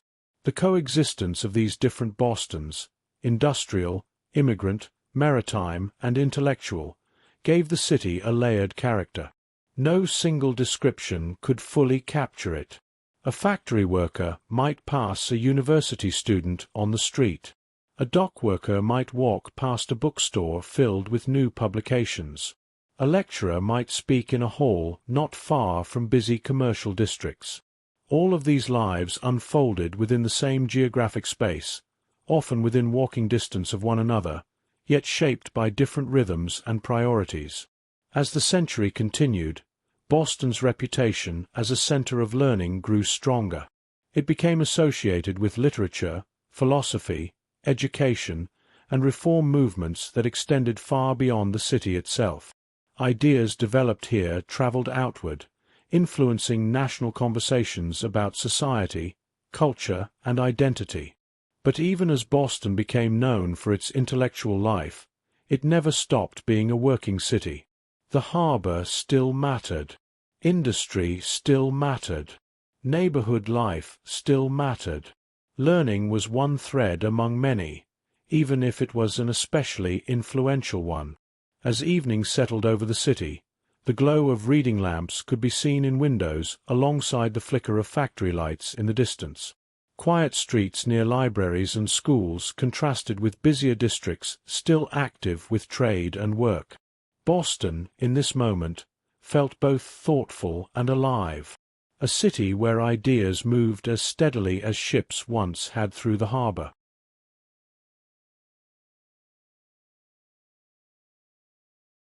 As Boston continued to grow and modernize in the 19th century, the city began to recognize something that earlier generations had often overlooked in the urgency of building, trading, and expanding. Not everything needed to be constructed. Some spaces, instead, needed to be preserved, softened, and returned to nature. In a city that had been steadily reshaped by land reclamation, industry, and dense urban development, the idea of green space took on new importance. Parks were no longer simply open areas left unused by construction. They became intentional parts of the city's design, places for rest, reflection, and quiet movement within an increasingly busy urban environment. One of the earliest and most important of these spaces was Boston Common. Boston Common had existed in some form since the earliest colonial period, originally used for grazing livestock and public gatherings. But over time, it evolved into something more structured and symbolic. By the 19th century, it had become a central green space in the heart of the city, surrounded by streets, buildings, and the constant motion of urban life. If you had walked through Boston Common during this era, you would have noticed a quiet contrast. Just beyond its edges, the city moved with increasing speed. Horses, streetcars, pedestrians, merchants, workers, and the constant rhythm of commerce and construction. But within the park itself, the pace slowed. Paths curved gently between trees. Open lawns provided space for walking or sitting. The sound of the city softened, replaced by rustling leaves and distant footsteps. It was a place where Boston could briefly breathe. As the century progressed, this idea expanded beyond a single park. One of the most significant developments in Boston's approach to urban nature came through the work of landscape architect Frederick Law Olmsted. Olmsted believed that cities needed carefully designed natural spaces to balance the pressures of industrial and urban life. Parks, in his vision, were not accidental or decorative. They were essential infrastructure for public well-being. This philosophy led to the creation of the Emerald Necklace, a connected system of parks, waterways, and green corridors that stretched through parts of Boston and surrounding areas. Rather than existing as isolated green spaces, these parks were linked together in a flowing design. Paths, rivers, and planted landscapes created a continuous experience of nature within the urban environment. It was a different kind of city planning, one that worked with natural forms rather than against them. The result was a landscape that felt carefully balanced. On one side, the structured grid of streets, buildings, and transportation networks. On the other, winding paths, trees, ponds, and open fields designed for public use and quiet enjoyment. These parks served many purposes at once. They provided recreation for families and individuals. They offered space for walking, relaxation, and informal gathering. They also helped improve public health by giving residents access to cleaner air and open environments during a time when industrialization had made many parts of the city more crowded and polluted. But perhaps just as importantly, they changed how people experienced Boston itself. A walk through a park was no longer separate from the life of the city. It was part of it. People could move from dense neighborhoods into open green corridors and back again, experiencing shifts in atmosphere within a single journey. Rivers and waterways also played an important role in this evolving landscape. The Charles River, in particular, became a central feature of Boston's relationship with nature and recreation. Its banks were gradually developed into more accessible public spaces, allowing residents to engage with the water in ways that were more peaceful than the busy harbor. Boating, walking, and simple observation of the river became part of everyday life for many residents. At the same time, smaller parks and squares appeared throughout different neighborhoods. These spaces varied in size and design, but they shared a common purpose: to provide relief from the density of urban life. Trees were planted along streets. Public gardens were maintained with care. Even small green corners became valued parts of the city's environment. Boston, once shaped almost entirely by necessity and expansion, was beginning to incorporate intentional pauses into its structure. Spaces where movement slowed, where sound softened, where the city felt, for a moment, less like a machine and more like a living landscape. These green spaces also reflected broader cultural changes. As Boston became more industrial, more crowded, and more diverse, there was a growing recognition that urban life needed balance. Parks became places where different parts of society could share space, even briefly, in a more neutral and open environment. Children played in open fields. Families walked along tree-lined paths. Individuals found moments of quiet in the middle of a busy city. These experiences, though simple, helped shape the emotional life of Boston just as much as factories or universities did. Over time, parks became part of the city's identity, not as decorations, but as essential elements of how Boston functioned and how it felt to live there. As evening approached, these spaces took on a different quality. Light filtered through branches. Paths grew quieter. The sounds of distant traffic softened, and for a brief time, the city and the natural world seemed to exist in careful balance. Boston, in this sense, was no longer only a place of work, learning, or trade. It was also a place of rest. As the 19th century gave way to the 20th, Boston stood at another turning point. The city that had once been a small peninsula of wooden houses and narrow dirt paths had become something far more complex, layered with industry, neighborhoods, rail lines, parks, universities, and a constantly shifting shoreline. Now, a new force began to reshape it once again. Technology. The arrival of the modern era did not feel like a single moment. It arrived in pieces, electric lights replacing gas lamps, automobiles replacing horse-drawn carriages, steel structures rising where brick once dominated, and new systems of transportation and communication weaving the city together in ways that had never existed before. If you had walked through Boston at the start of this new century, you would have noticed the contrast immediately. On one street, older buildings still stood with familiar brick facades and narrow windows, reminders of centuries past.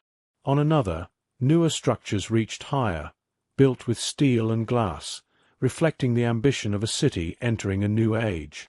The streets themselves were changing too. Where horses once carried most traffic, automobiles began to appear in increasing numbers. At first they were rare and almost novel, moving slowly through crowded intersections. But soon they became common, reshaping how people moved through the city and how space itself was organized. Traffic laws, road expansions, and new infrastructure followed. Boston, once shaped by footpaths and horse routes, now had to adapt to the logic of engines and speed. Electricity brought another transformation. Homes and businesses that once depended on candles and gas lamps were gradually illuminated by electric light.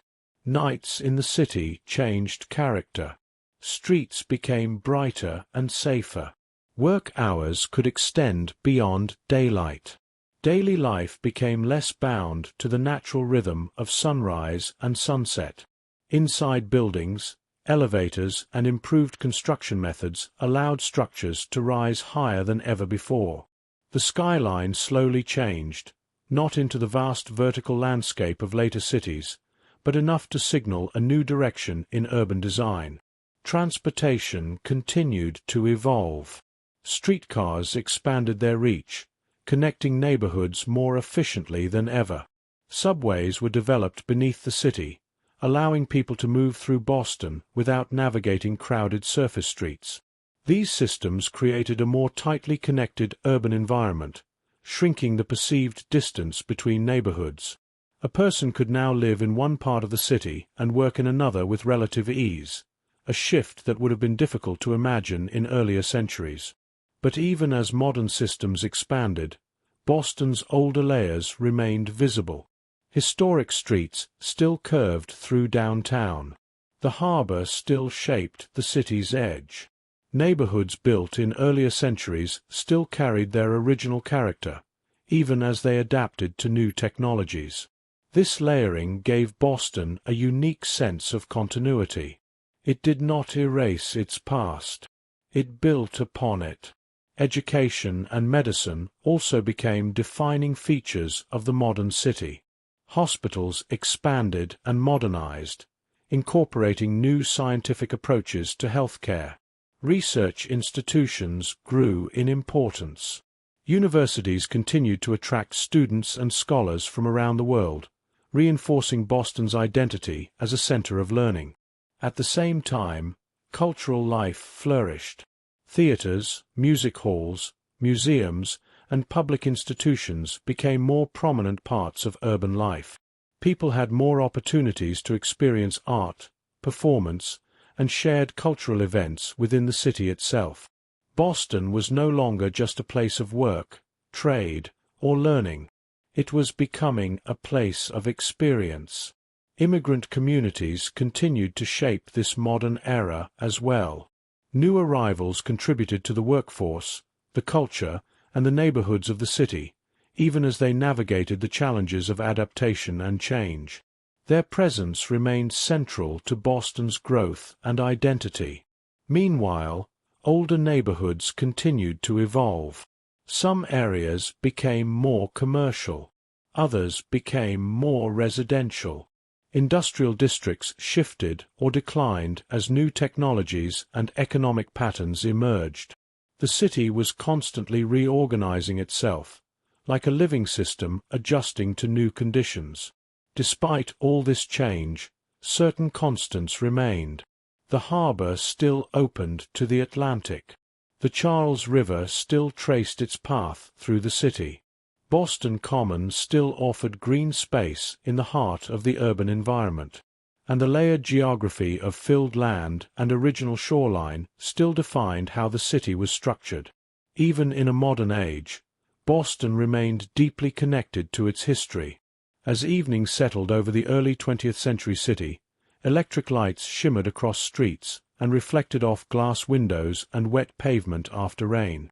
Streetcars hummed in the distance. Automobiles passed under glowing lamps. And above it all, the city's older silhouettes remained visible, quietly anchoring the present to everything that had come before. Boston had become modern, but it had not become new in isolation. It had become modern in layers, built carefully, slowly, and continuously upon centuries of history. If you stand in Boston today, you are not standing in a single era of history. You are standing in many at once. That is perhaps the most defining truth about this city. Not that it has changed over time, but that it has never fully stopped carrying its past within its present. Every street, every shoreline, every neighborhood is part of a longer accumulation of decisions, movements, migrations, and transformations. Boston is not a straight line through time. It is a layering of centuries. At its foundation lies the small peninsula of Shawmut, once surrounded by tidal flats and forested hills. Over that, the Puritan settlement took shape: wooden houses, meeting houses, narrow paths, and a community trying to survive in an unfamiliar land. From there came the harbor town, tied to the Atlantic world through trade, risk, and slow-moving ships crossing vast distances. Then came the revolutionary city, where ideas became arguments and arguments became history. Taverns, printing presses, and crowded streets formed the backdrop for debates that reached far beyond Massachusetts Bay. On top of that layer grew the industrial city, railroads carving new corridors through the landscape, factories reshaping the rhythm of daily life, and immigrant neighborhoods forming the human foundation of expansion. And above it all, the modern city emerged, electrified, networked, and engineered, a place of universities, hospitals, highways, and infrastructure that moved people and information faster than ever before. But none of these versions of Boston disappeared. They remain embedded within each other. If you walk through downtown, you can still find colonial streets preserved in irregular angles beneath modern buildings. If you move toward Beacon Hill, you can still feel the compact geometry of early urban design. If you travel into the Back Bay, you are literally walking across land that was once water. If you follow the harbor, you are tracing the same edge that once defined the entire city. Even the ground itself tells the story. Much of Boston is built on filled land, material moved, shaped, and compacted over decades to extend the city outward. Beneath sidewalks and buildings, there are layers of sand, gravel, stone, and forgotten shoreline. In some places, older maps still resemble the water that once existed where streets now stand. The city is not just located in history, it is built on top of it. And yet, Boston is not only a story of physical change. It is also a story of people, each generation adding its own voice to the city's evolving identity. The early settlers brought religious purpose and survival. The maritime era brought global connection and trade. The revolutionary period brought political imagination and conflict. Industrialization brought labor, migration, and urban density. The intellectual era brought ideas, literature, and education. And the modern city brought technology, infrastructure, and constant motion. Each layer added something that remains visible in different ways. A church steeple still rises above older streets. A university campus still anchors intellectual life. A harbor still connects the city to the Atlantic. A park still offers quiet within density. A subway still moves beneath the surface of centuries-old ground. Boston is not a city that replaced itself. It is a city that accumulated itself. And perhaps that is why it feels different from places built more recently or more uniformly. It does not present a single architectural or cultural identity. Instead, it presents overlap, sometimes orderly, sometimes uneven, always present. Even the pace of life reflects this layering. In some parts of the city, time feels fast. Trains, traffic, schedules, and constant movement. In others, it feels slow. Tree-lined streets, historic neighborhoods, quiet corners of the harbor. And often, these rhythms exist side by side, separated by only a few blocks. To understand Boston is to understand that both experiences are true at once. Looking across the city, you can see how each era still speaks through its structures. The colonial period speaks through preservation. The maritime era speaks through the harbor. The industrial era speaks through brick and rail. The intellectual era speaks through libraries and campuses. The modern era speaks through infrastructure and connectivity. None of them fully define the city alone. Together, they form something more complex. As evening settles over Boston, this sense of layering becomes especially noticeable. Light reflects differently across different parts of the city. Glass buildings glowing near older brick facades, water shimmering beside modern bridges, quiet residential streets sitting just beyond busy commercial corridors. The city does not simplify itself at night. It becomes more visibly layered. And in that layering, Boston reveals its quiet continuity. Not a place that has been repeatedly rebuilt from scratch, but one that has grown by addition, adaptation, and reuse, always carrying forward what came before, even as it moves into what comes next. So if there is a way to summarize Boston, it is not as a single story. It is as many stories happening in the same place, stacked, intertwined, and still unfolding. A city that remembers itself not through one defining moment, but through everything it has ever been, still present, still visible, and still quietly shaping the way it lives today.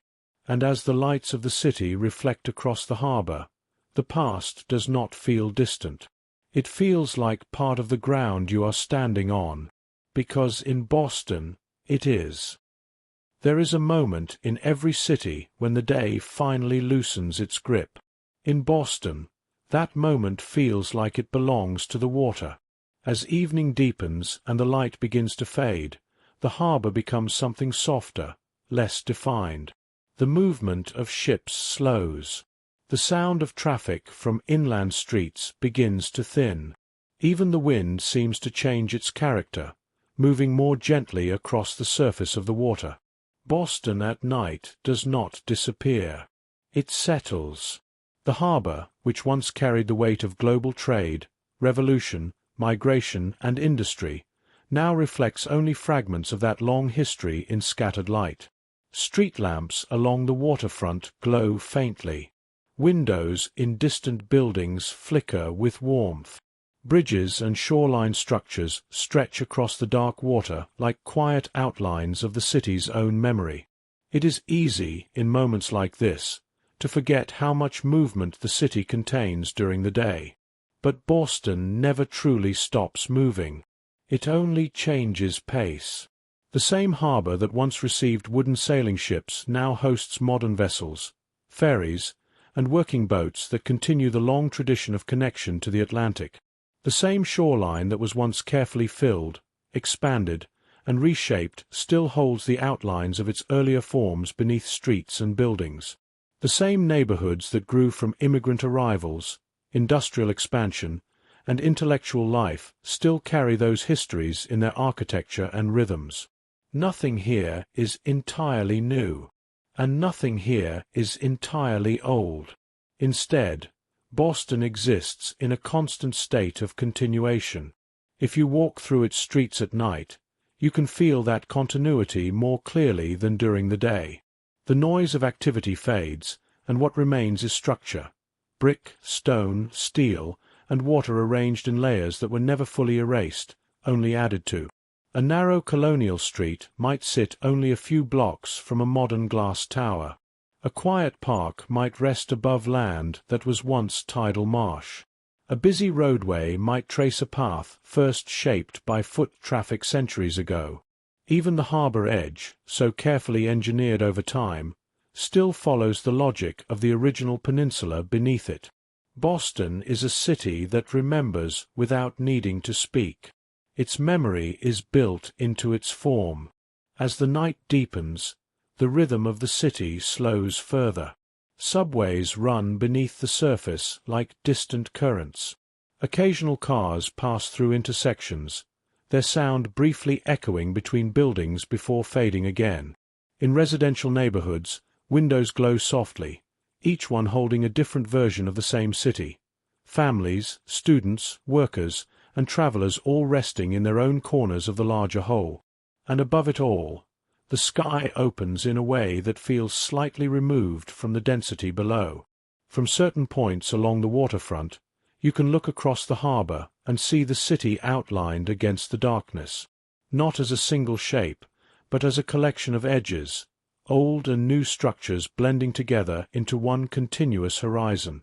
It is not a skyline of sudden invention. It is a skyline of accumulation. Boston does not present itself all at once. It reveals itself slowly, in pieces, depending on where you stand and how long you look. And perhaps that is why the city feels so connected to time itself. It does not behave like a place that was built in a single era or for a single purpose. It behaves like a place that has been lived in continuously, adjusted repeatedly, and understood differently by each generation that has passed through it. Even silence in Boston feels layered. It is never truly empty. It is filled with echoes of what came before, the sound of ships that once defined its economy, the debates that shaped its political identity, the machinery that drove its industrial growth, the conversations that built its intellectual culture, and the daily routines of millions of lives lived across centuries. All of it remains, not as noise, but as presence. As the night moves toward its deepest point, the city becomes still enough that even small movements feel meaningful. A passing train in the distance, a light turning on in a window, a shift in the tide against the shoreline. These are not interruptions. They are reminders that the city is still alive. Boston does not end its day. It simply continues it in a quieter form. And somewhere between the water and the streets, between the past and the present, between the visible and the remembered, the city holds itself together, layer upon layer, moment upon moment, tide after tide. A place that does not ask to be understood all at once, only noticed, slowly, like something drifting just beneath the surface of sleep. Good night.